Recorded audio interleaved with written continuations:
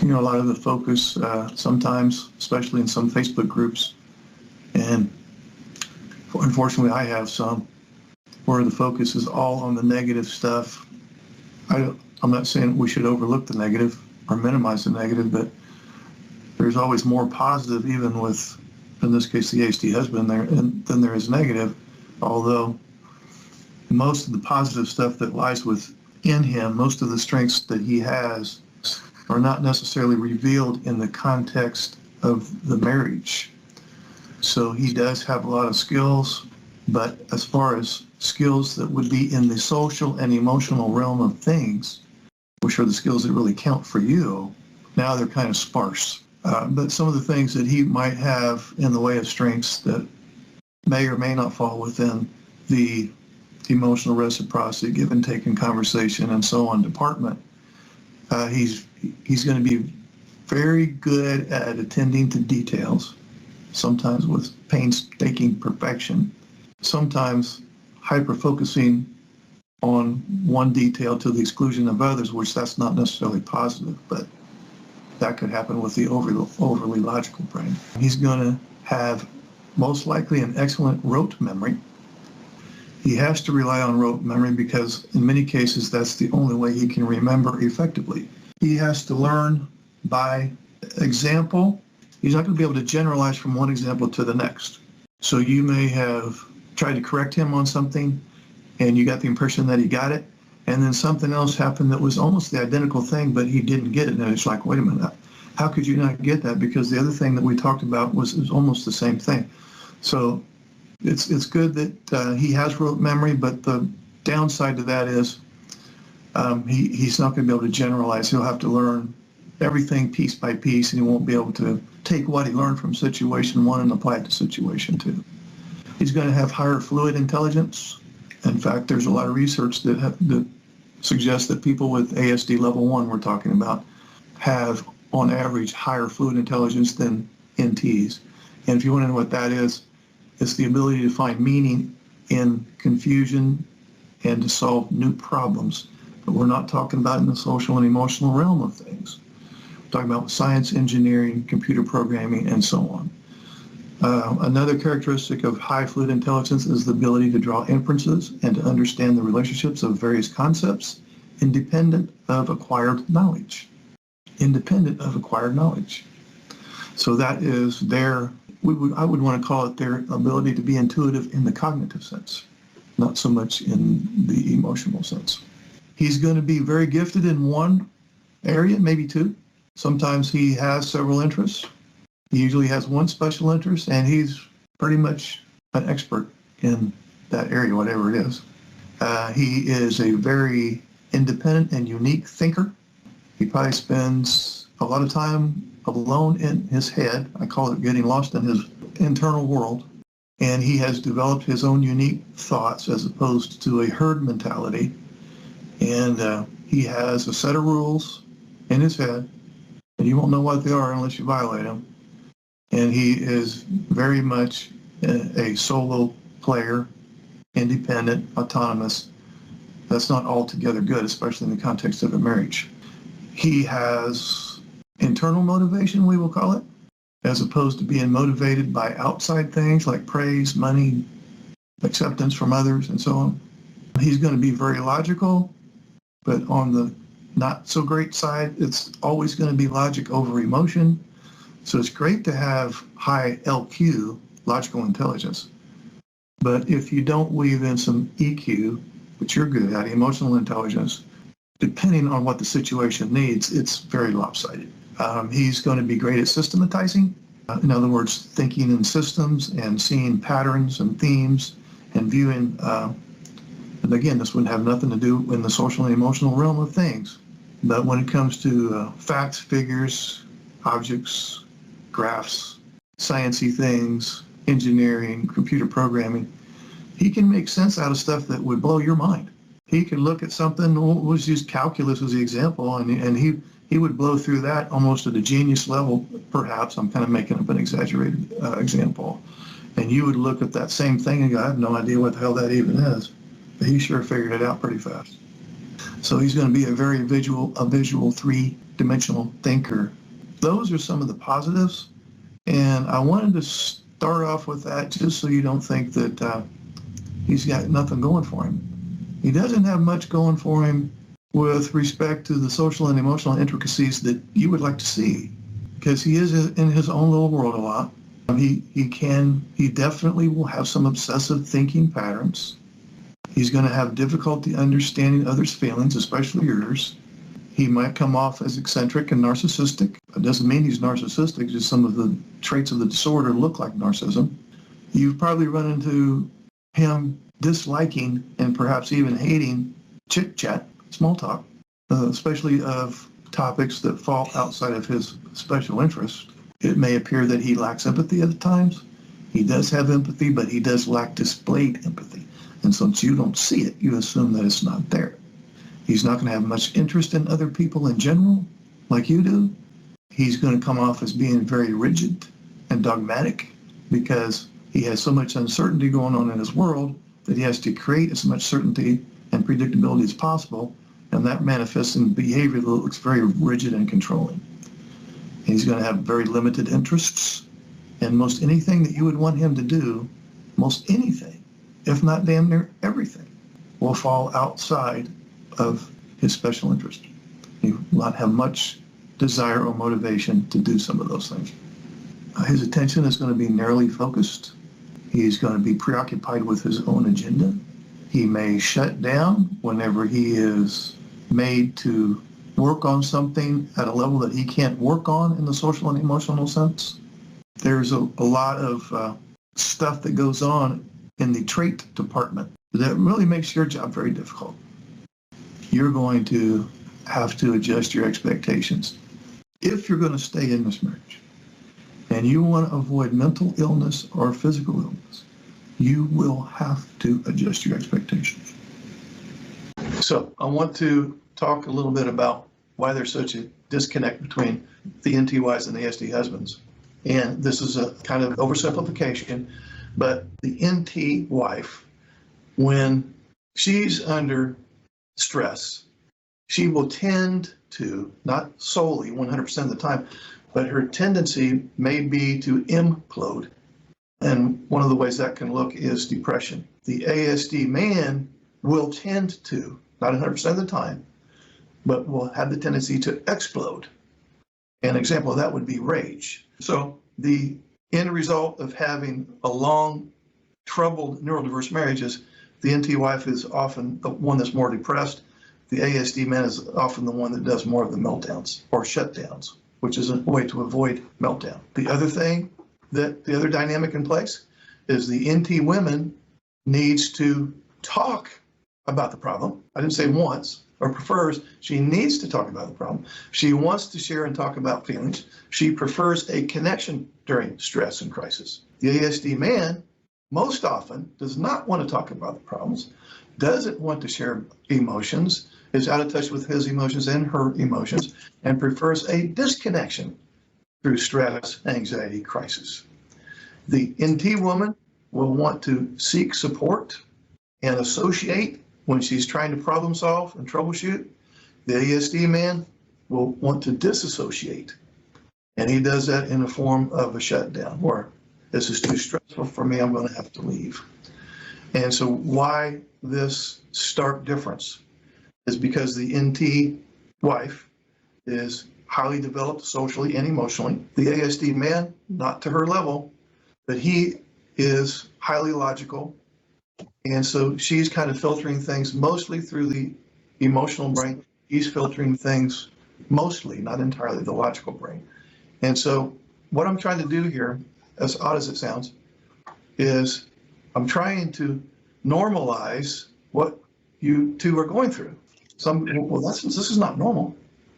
Well, it is normal because he's wired one way and you're wired a different way. So all these things that you're experiencing and all of these issues that you're going through, given the disparity between the NT female brain and the ASD male brain, is very normal.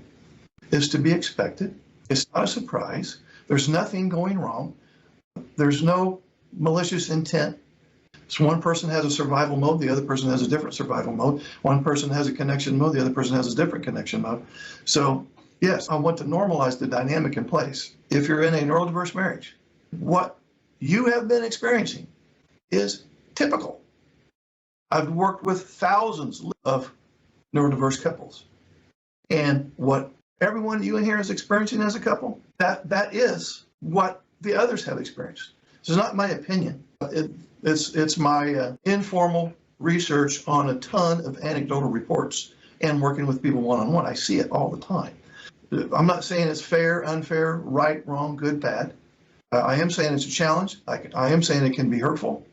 I am saying that sometimes it feels unfair and just plain wrong, but I wouldn't go on how it feels. Just know, at least if not in your heart, know in your head that everything that you've experienced based on the dynamic involved in the neurodiverse couple, everything you're experiencing is very typical, very normal, very routine. I just have a question about, it feels like sometimes things can get shut off and on, like the symptoms of autism can be shut off and on. Can you talk a little bit about that? Yeah, it's not off and on. It's up or down.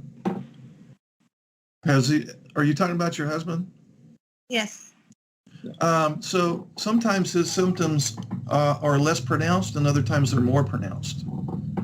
They're not off or on. And it's pretty much 99% of the time that the more you notice his undesirable traits, if we want to call them undesirable, the more prominent they become, I can promise you the higher his anxiety has become. They're inextricably tied together. So if he seems very symptomatic, so to speak, you can know by default that he is also very anxious. That makes sense. I feel like I've sensed that. We've kind of been working through this as we've discovered it and uncovered it for the past year. But when I try to talk with him about how he's feeling, he'll say he's fine, and then it kind of builds up more stress, and then he becomes more closed off, and just wanting to know what I should do. Okay, well, when you're asking him how he feels, another thing that comes with the territory is this thing called alexithymia, which means that I don't have a vocabulary. If I have alexithymia, I don't have a working vocabulary of emotions. I'm not really sure how I feel. I'm not really sure how other people feel. And since I don't have a emotions vocabulary, if you ask me how I'm doing, I don't know. I'm going to say, okay, fine, I guess. Or I'm not doing too good. So I think in terms of thoughts. With alexithymia, I don't think in terms of emotions like you do, the NT wife.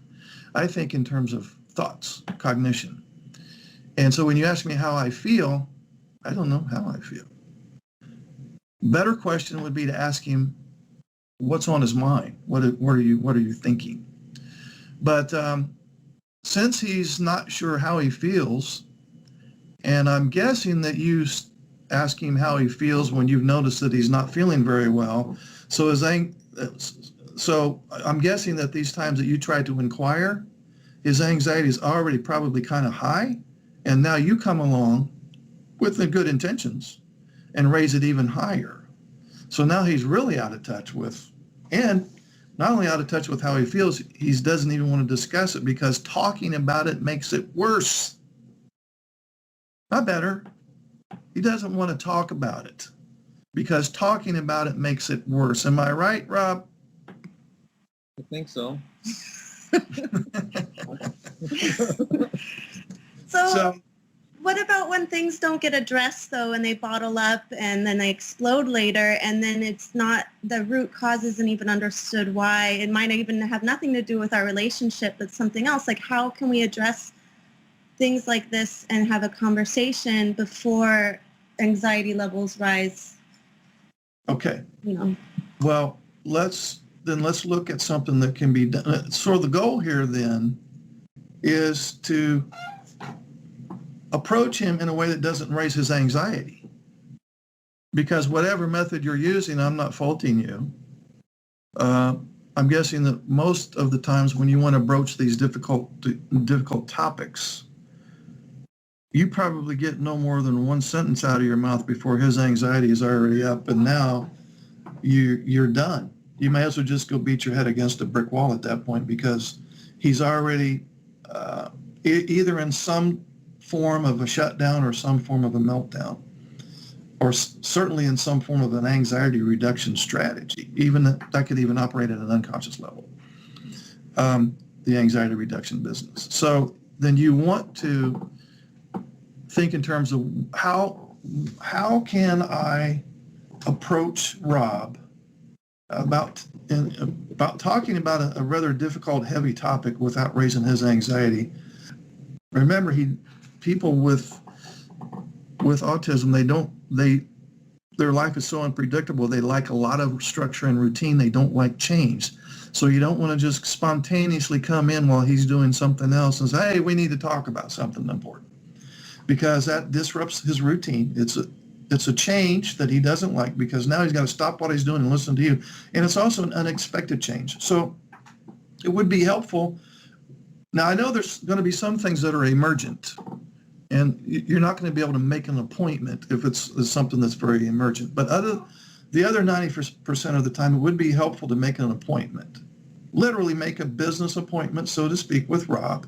And you could say something, you want to be careful with your wordage too. So you don't want to say, Rob, we got a problem here, we need to talk about it. No, his anxiety instantly is up and you've lost the game again. So use the phrase, there's something I need your help with. When you're calm or when you're not busy, is it okay if we discuss something? And he's going to know, well, there's a heavy topic coming up, but so this is not going to eliminate his anxiety, but at least it can reduce it.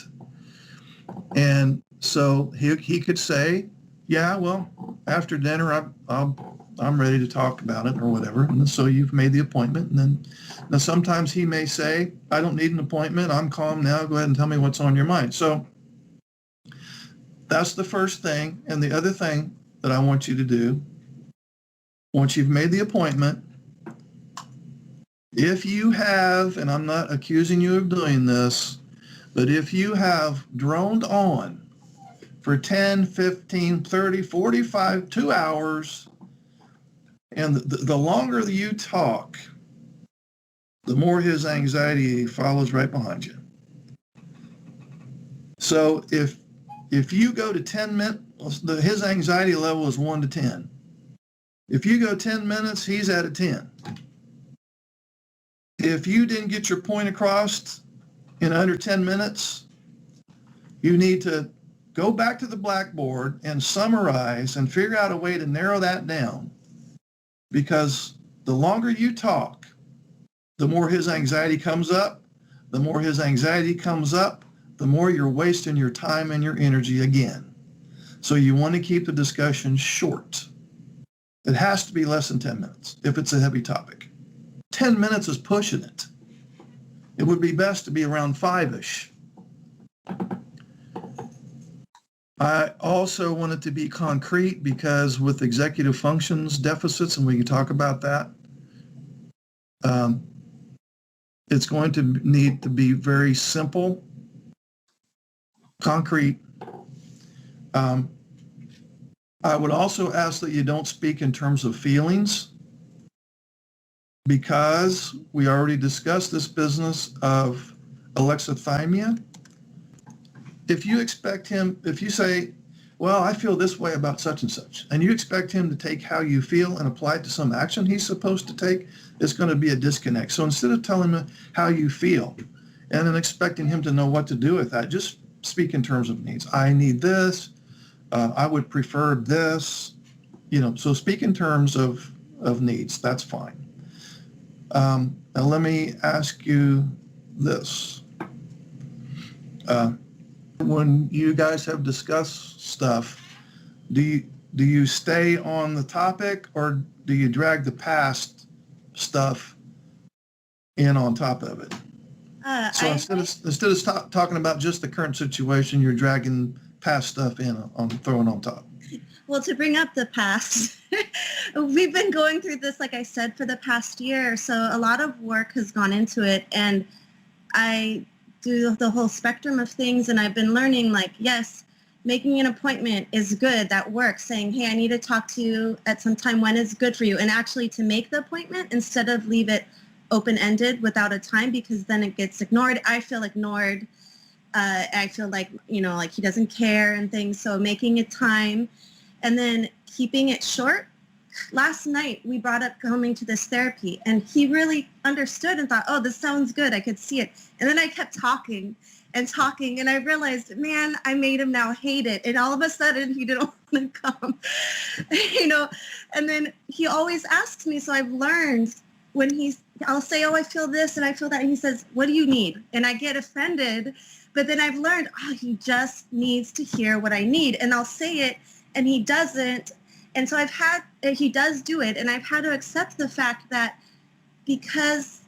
just because he hasn't acknowledged my feelings doesn't mean he doesn't care, because he actually does do the thing that it is that I needed, even though he doesn't even acknowledge his own feelings. Yeah, like he might not believe in it, but he does it because he cares. And that's been a hard thing to accept, but I'm learning to do so. So you saying all of these things is great to hear. It's like what I've been learning, but it's like very important to hear it concise and be able to do it. Okay.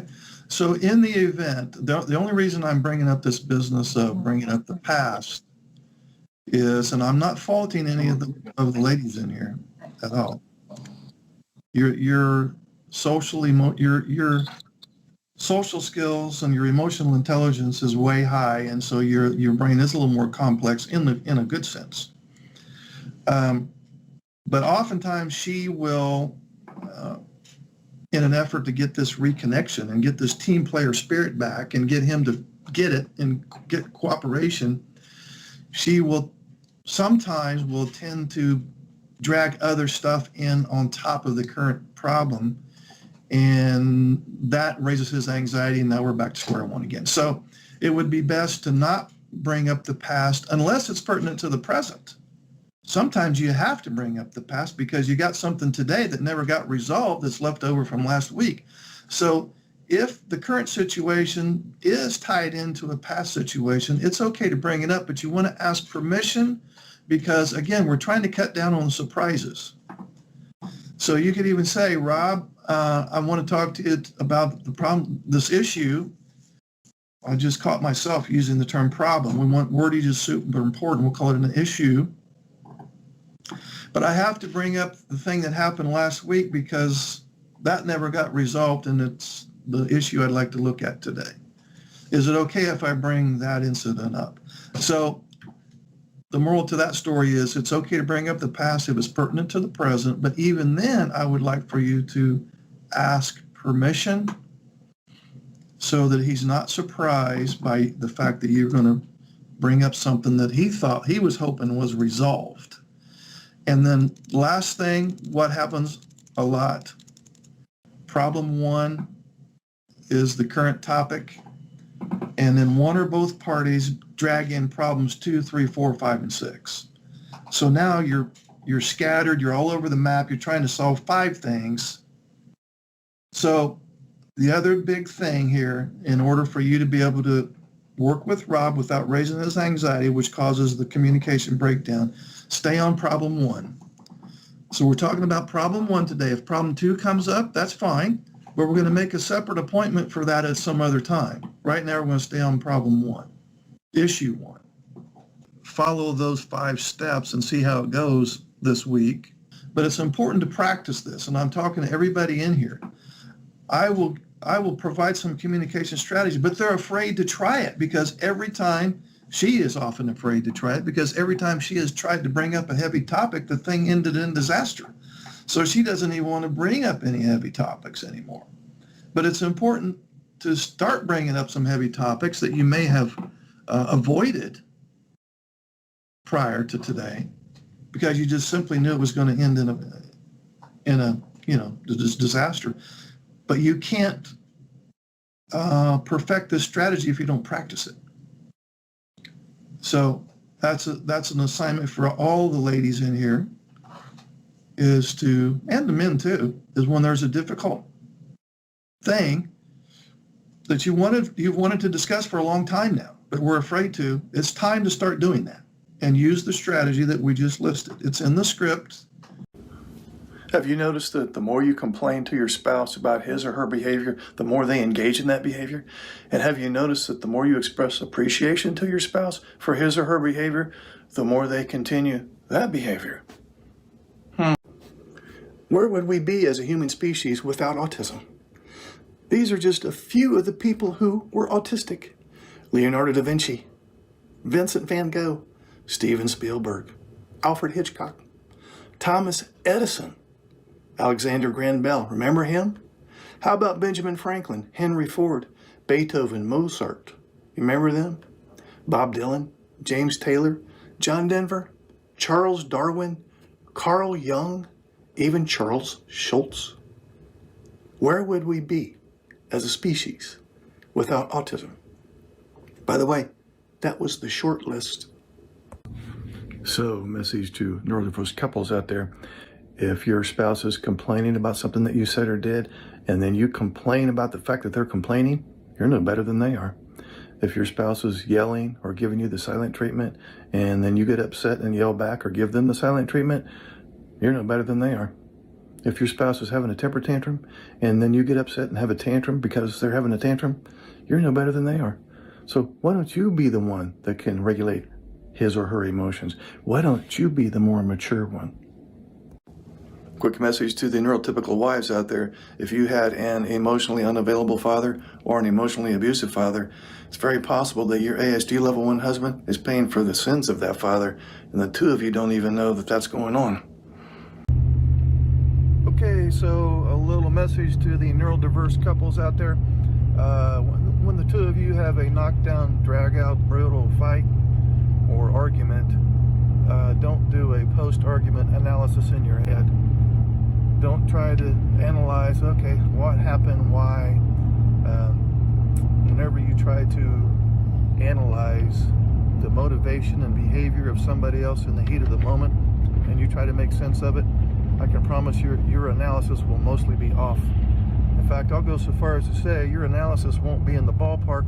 It won't even be in the parking lot of the ballpark. Don't analyze. It's just going to make you feel even worse. Don't make a judgment call on your spouse unless you have asked this person about their past. For example, the ASD guy, the husband here, don't trash your NT wife. You don't know about her history. Was she abused as a child? Did she have an emotionally absent father? What kind of trauma did she go through? And so you're going to blame her for being a bad person? You don't know what kind of junk she brought into this marriage. To the NT wife, married to the ASD guy, you don't know what he went through. As a child, he's probably ostracized, bullied, teased by peers, labeled a problem child by parents, a problem student by teachers. You don't know what kind of junk he had to deal with before he found you. So before you get so quick to pull the trigger on chastising your partner, maybe investigate to see what the kind of shit they had to go through just to cope with life. So if you're resentful just because your spouse is resentful, you're in the same rabbit hole that he or she is in. And if you're angry because your spouse is angry, you're in the same rabbit hole that he or she is in. And if you're offended because your spouse is offended, same rabbit hole. Maybe don't follow that person down that rabbit hole. As bizarre and unbelievable as this sounds, you can reduce the severity of some of your autistic traits if you'll do the carnivore diet. And I have a Facebook group that I just started. The link will be below this video. Feel free to join and I'll show you how to do it. That destructive chatter in your head, all that negative thinking, is going to make you feel like shit. And then you're going to say or do something that you're going to later regret. Change your thinking, dummy. Quick message to neurodiverse couples. Your ego will tell you that it's you against him or her. You're separate. That's not the case. You're connected. Tell your ego to take a back seat. Say it. Okay, so a quick message to the neurotypical husbands married to an autistic wife. Sometimes your autistic wife will present real childlike and perhaps even childish. And you go, oh, isn't that cute? And you kind of nurture her almost like you're a father. Other times she will present. In other words, you will kind of download her behavior as a equal partner. And you'll have the thought, oh, I love this lady. She's so pretty. She's so smart. She's so fun to be with. At other times, she will present as the Wicked Witch of the West. Someone who has some serious issues. And you will think, what the hell did I get myself into? Did you know that you could reduce and even eliminate a lot of your anxiety and depression by doing the carnivore diet? I know, it sounds unbelievable. I get it. But I started a new Facebook group. The link will be below this video. Join, and I'll show you how to do this. Okay, quick question to the NTYs out there. When is the last time you did something with your autistic husband that he enjoyed? I said, when was the last time you engaged in an activity with your ASD spouse that he enjoys? Oh, not long ago, huh? Some NTs go, well, yeah, I used to join in when he would do such and such, but it was so boring. And some NTYs go, no, well, there's nothing that he does that he has an interest in that I could actually participate in. Really? You may want to rethink that thing, because I'm guessing that he has something that he enjoys that you could join in on. 90% plus of all disease is caused by, not just correlated with, but caused by stress. And the third leading cause of death is what the professionals, doctors, surgeons, and so on, try to do to fix your disease. Hello? You paying attention? Listen, I said, all disease, well, 90% plus, is caused by stress. And the third leading cause of death in human beings is a result of what the professionals do to try to fix your disease. Something's fucked up. So what is life like for somebody with autism? They're very anxious and uneasy, yet very talented and intellectual, but they also have sensory sensitivities and mind blindness.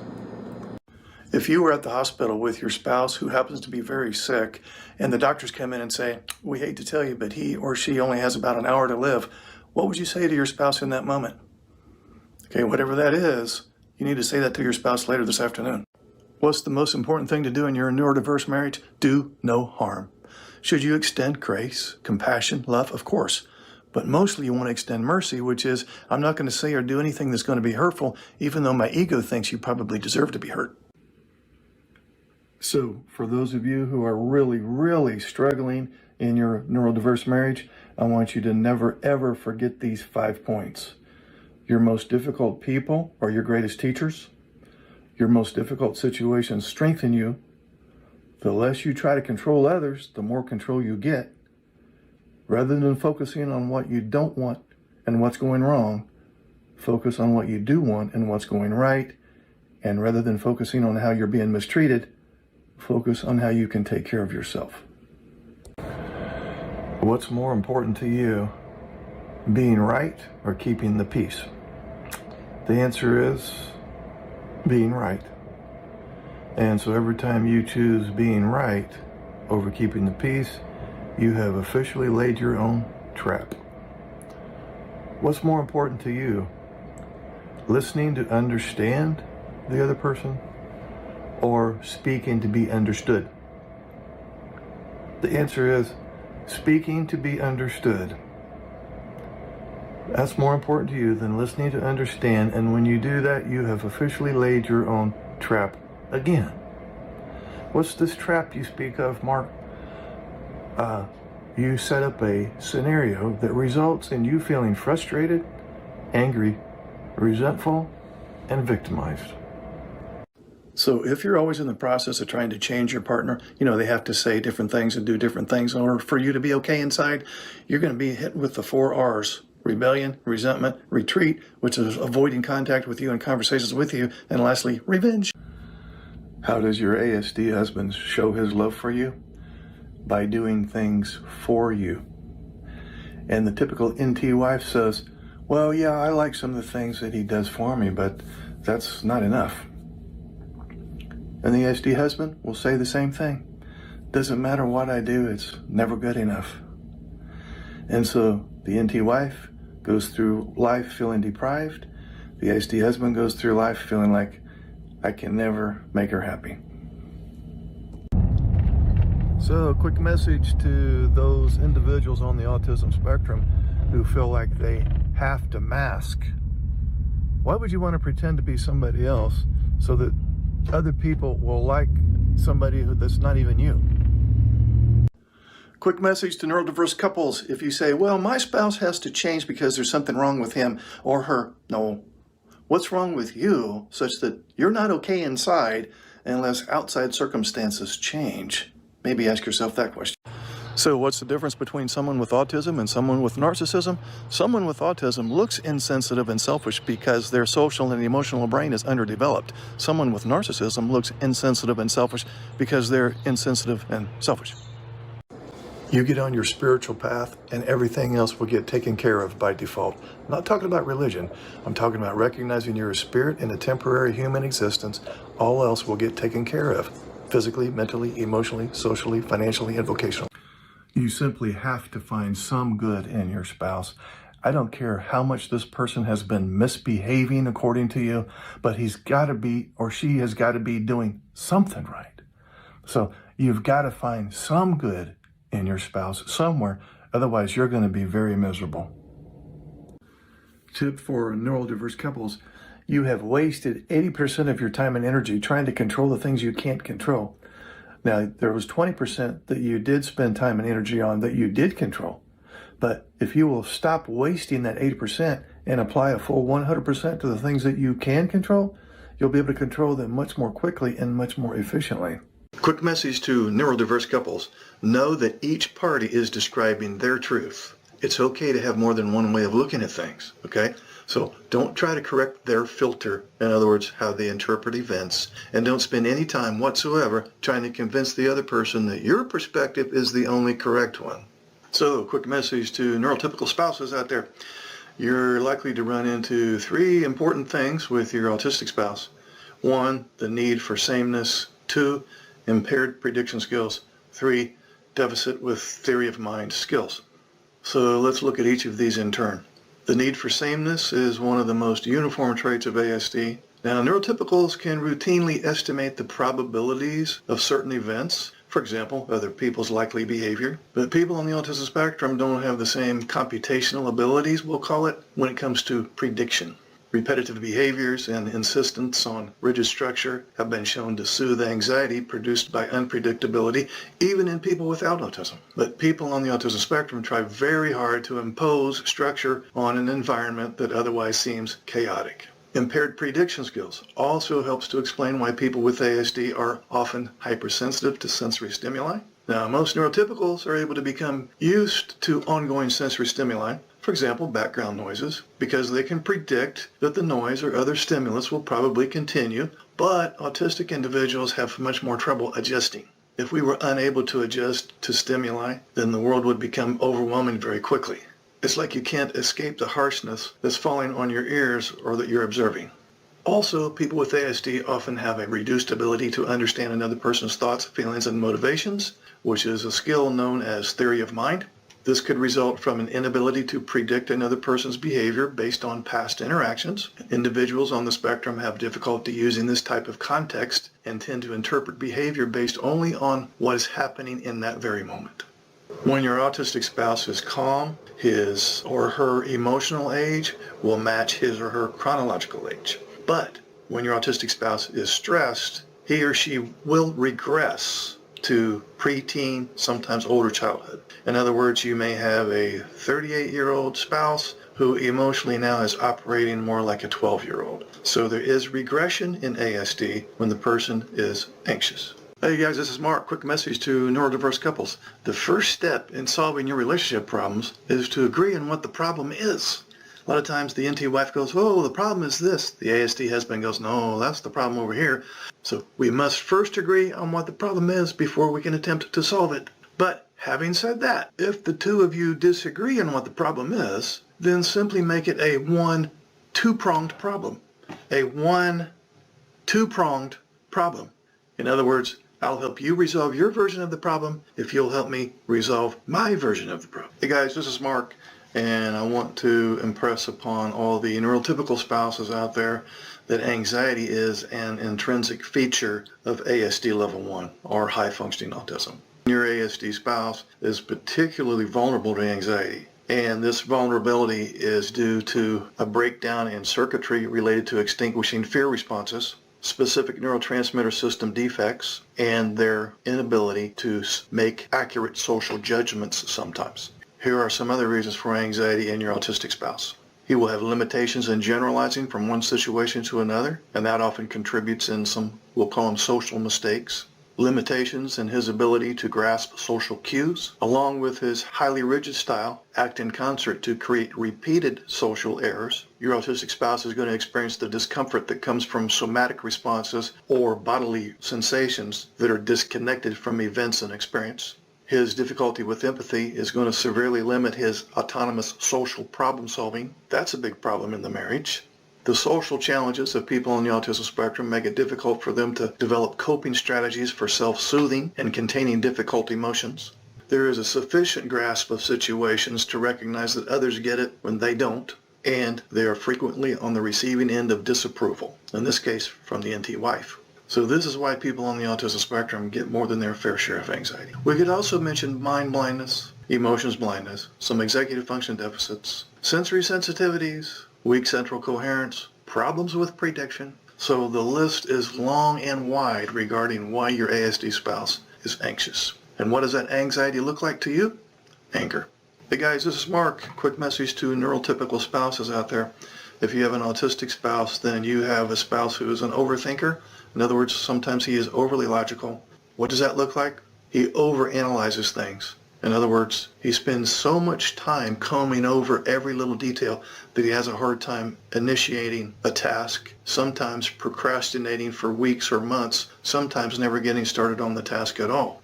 Another characteristic of an overly logical brain is he's super critical of himself and you. He's going to be hard to please because he's very much a perfectionist. He's going to tend to be very pessimistic and skeptical of your ideas and your opinions and your view on things, and he's going to have a hard time seeing the big picture. In other words, he's going to hyper-focus on one little detail to the exclusion of others. Quick message to neurodiverse couples.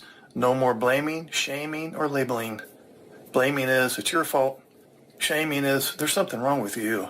And labeling is, you're a narcissist, you're a control freak, you're a bitch, you're an asshole. Hey guys, this is Mark, and I got a message to neurotypical wives out there. Do you identify with any of the following statements? I often feel empty. My emotions shift very quickly, and I often experience extreme sadness, anger, and anxiety. I'm constantly afraid that my ASD spouse will abandon me or leave me. I would describe most of my marriage as intense but very unstable. The way I feel about my autistic spouse can dramatically change from one moment to the next, and I don't always understand why. I have had suicidal thoughts, and when I'm feeling insecure in my marriage, I tend to lash out or make impulsive gestures to keep my ASD spouse close. Now guess what? If you identify with any or most of that, those self-statements there coincide with borderline personality disorder. So the message is this. Be careful accusing your autistic husband of having narcissistic personality disorder. Otherwise, he may be inclined to accuse you of having borderline personality disorder. This is not a stagnant disorder, by the way. Some of you who are familiar with the Diagnostic and Statistic Manual of Mental Disorders, it's always in revision. Asperger's syndrome is no longer in there. Manic depression no longer in there. They've done away with ADD. So. And it's not because they're necessarily changing their mind about things, but we evolve over time. Information on Asperger's syndrome, for example, which its first entry in the DSM was in '94. A lot of things have changed since that time. There's better diagnostic tools. There's better intervention strategies, better therapy. There's not as much stigma involved, and that's just the short list of how a disorder can change or become eliminated. With ASD level 1, you have a ton of strengths. we can also say that some of these strengths cause problems. For example, you'll be able to relate to some of this, if not all of this. If your spouse has ASD level 1, he probably thinks critically. He has high expectations, especially in his field of interest. He can be very self-critical. You may not have noticed that in him because it's probably hidden, and it operates at a very unconscious level. But most guys, we're talking about guys now, they're very critical of themselves, and they have very low self-esteem, in large part because of childhood issues. They also can evaluate others. At face value, especially if you're not a neurotypical wife, you might think, oh, those are great skills. Problems, though, that come with that package is he can be critical and intolerant of others, and he may become discouraged or depressed very easily, and he is often perfectionistic, which in some cases that's a good thing, and too many cases it's not. Another strength would be he may have a large vocabulary, and he may have a broad base of knowledge in a particular area, and that sounds great, right? But he also may use words to escape or avoid situations. He may present as someone who's a little on the ADHD side because he will become bored very easily. If it's anything outside of his special interest, you come along, want to talk about the pretty rose bush in your backyard, he's zoned out. Probably doesn't even know that he's zoned out. Some people may view him as a know-it-all. He's an engineer, he's a know-it-all, very rigid, so sometimes they get stereotyped. Another strength would be he can concentrate very intensely for long periods of time. Long attention span in his area of interest. Very persistent, very goal-directed behavior. You might, oh, that's great. Well, not so much for you, because now he's going to resist interruptions. He's going to neglect certain duties that you probably need him to do. He's not going to be very adept at focusing on stuff that falls out of his special interest, and he may just come off to you as just being very stubborn. His agenda is his agenda, and your agenda is not involved.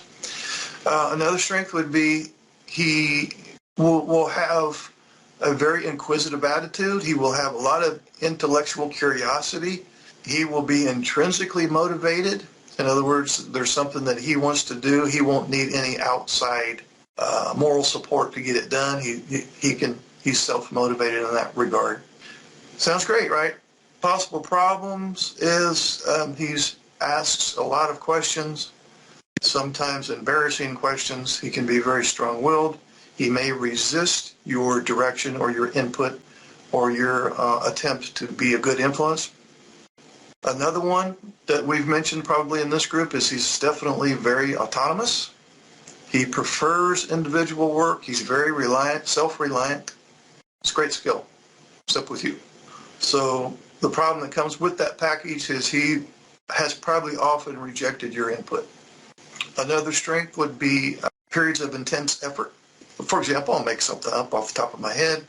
He has a project at work that maybe falls into his area of special interest, and you have a spouse who works overtime. He has a regular 8 to 5 job. He doesn't get home till 8. And by the time he gets home, he's so burnt out, he's got nothing left for any kind of socializing or emotional connection. He will tend to enjoy organizing things. He's great at systematizing. He's great at thinking in pictures. That's great. Problem that comes with that package, though, he constructs complicated rules or systems in his head that he has not articulated to you because he hasn't really identified them either. He just knows that they operate at an unconscious level. He will have some hidden rules on what is acceptable to him and what is not. He won't even be able to put his finger on it. He just knows when you violate one of those rules. And to you, that may come off as he's very bossy, rude, domineering, and so on. Probably mention one more strength, and that is the ability to conceptualize and synthesize. This is perhaps the indication of a very logical brain that can think mathematically. He probably enjoys problem solving and intellectual activity. Unfortunately, that's not a social or emotional activity. The problem with that particular strength is he may reject details that you see that he doesn't. He may omit details that are in plain view for you, but he doesn't see them. And he will often tend to question your instructions or your directives. You will have a clear idea of how something should be done. And when you say, we need to do it this way, and then you get grilled because he doesn't fully understand it. I probably should mention weak central coherence too, because this is the inability to generalize and see the big picture. It's great that he could be hyper-focused on one aspect of something. That can come in very handy sometimes for real. We probably wouldn't have some of the technology and the engineering and computer programs and whatnot if that didn't happen. But if you hyper-focus on one detail to the exclusion of seeing the global gestalt picture, then you can imagine the difficulties there. So traits of weak central coherence, I haven't talked about that in this group because I usually don't use that fancy term. I just say that they have a hard time seeing the big picture. If your ASD spouse has weak central coherence, he will hate to have his routine interrupted, and he will hate to have his structure changed. He dislikes disruption. If he's hyper-focused on this thing and you come in and you try to get him to stop what he's doing and switch over to something that falls not even in the ballpark with his special interest, you may have run into some pushback. Also with weak central coherence, he's going to have a very strong need for structure. It's not a want, it's a need. And when that structure gets violated, you've gotten pushback and probably didn't even know what was happening. He's going to have the ability to hyper-focus on one activity for lengthy periods of time. He's going to put a lot of attention to parts of objects. He's going to have difficulty with sudden change.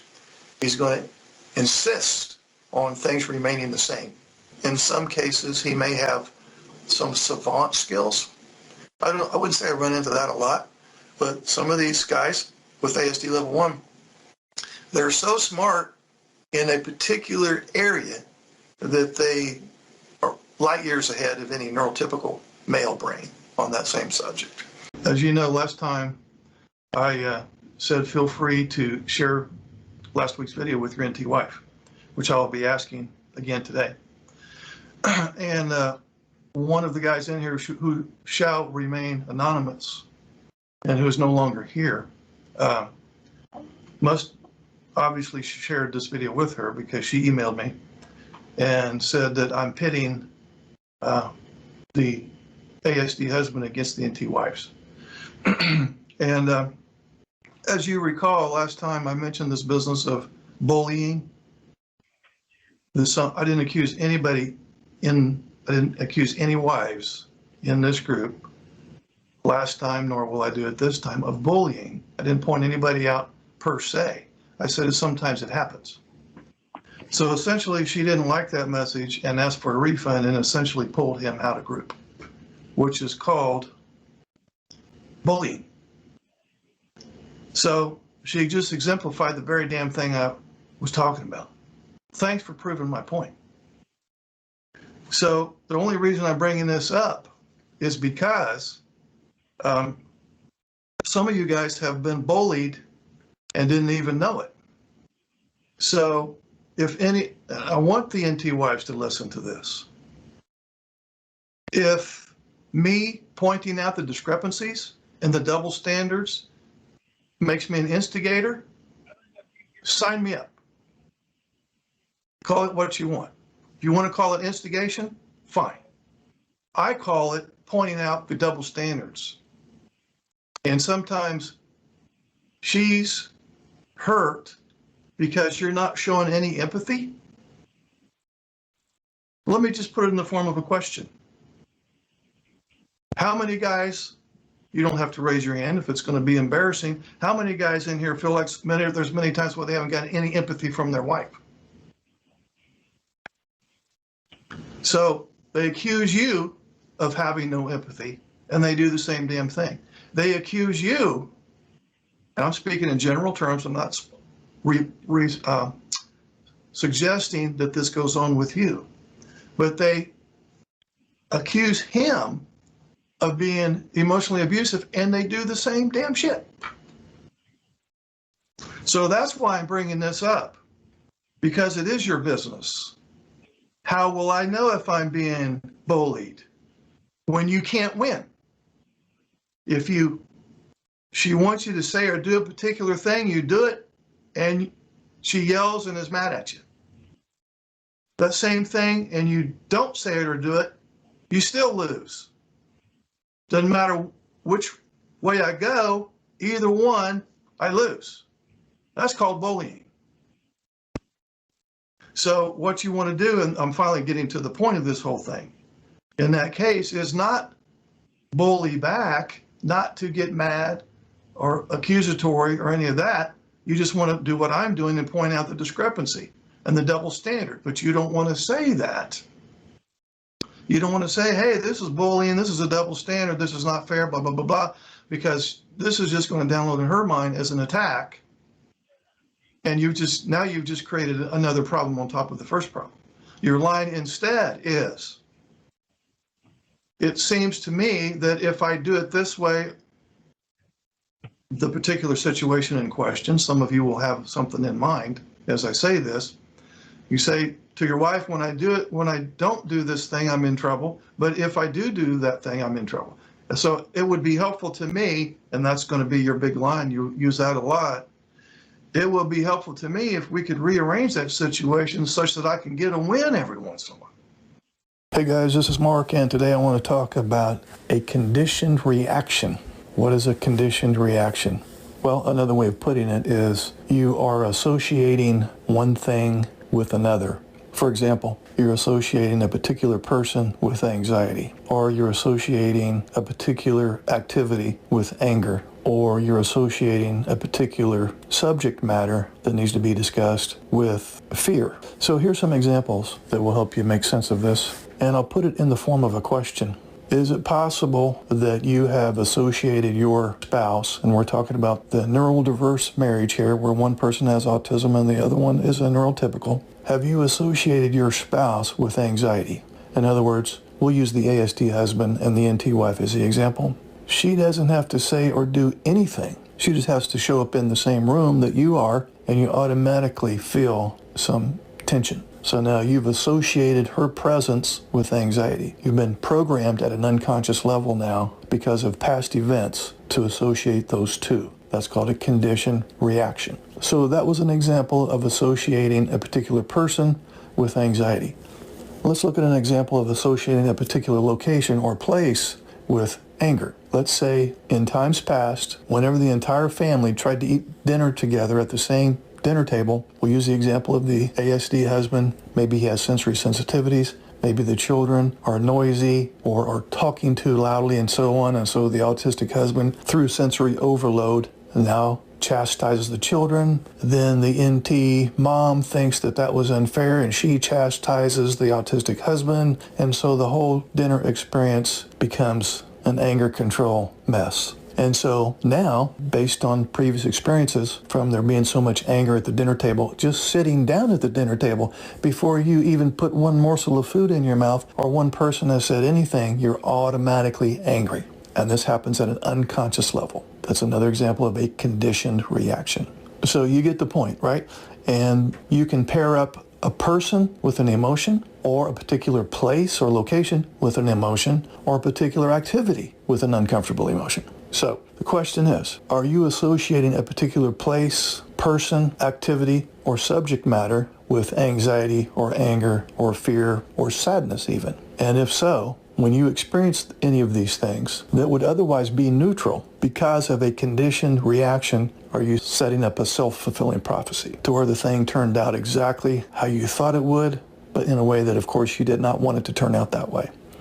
I'd be interested in your comments below this video to see if this has happened in your life. So I got a question about weak central coherence in autism spectrum disorder, and I'll try to simplify that. So if someone has weak central coherence, they're going to have difficulty understanding context of a conversation, or they're going to be unable to see the big picture.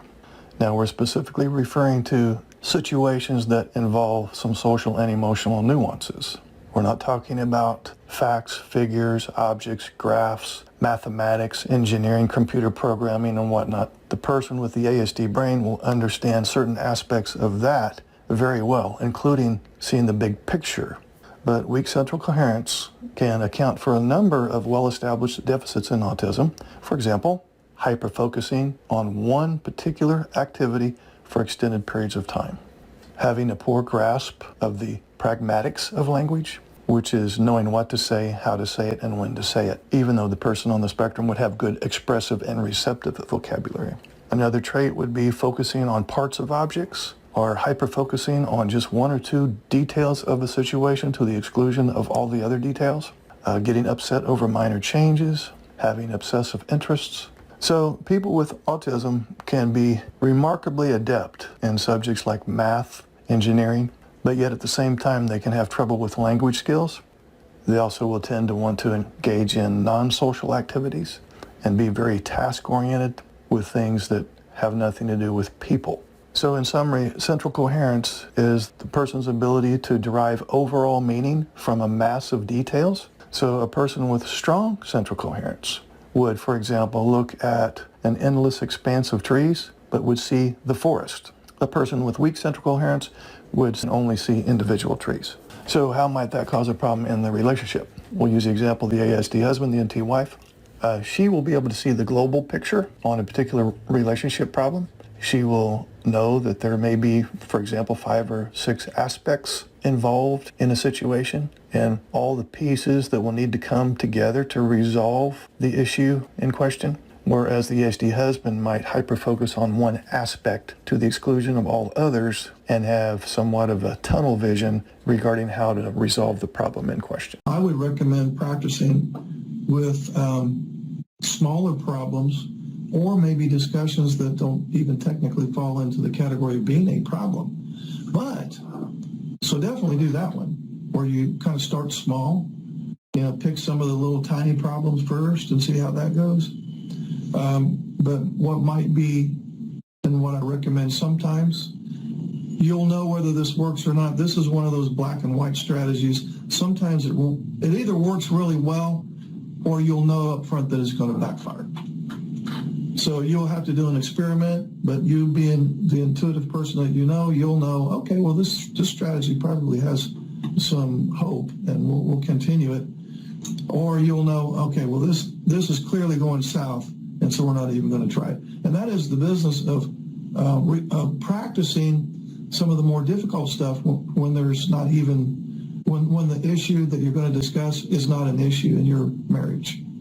You want to purposely pick something that is not even remotely a problem that you have had or are having or will ever have. And the more bizarre and ridiculous the problem you can come up with, the better, because then there'll be a little sense of humor that will happen organically. I'll give you an example. I'm just going to make something up ridiculous. Let's say you wanted to plant a pear tree in the backyard, and he hates pears. He doesn't like fruit much in general. Really hates pears. But you want to plant a pear tree. That's never ever going to be a real argument the two of you are ever going to have. So it's kind of a safe thing to practice on. And if you do this, you will kind of find some humor in it, and the two of you may even laugh. So she's going to say, well, I want a pear tree. I know you don't like pears, and you don't have to eat any of these pears, but I really want a pear, and I'm trying to decide where I should plant it.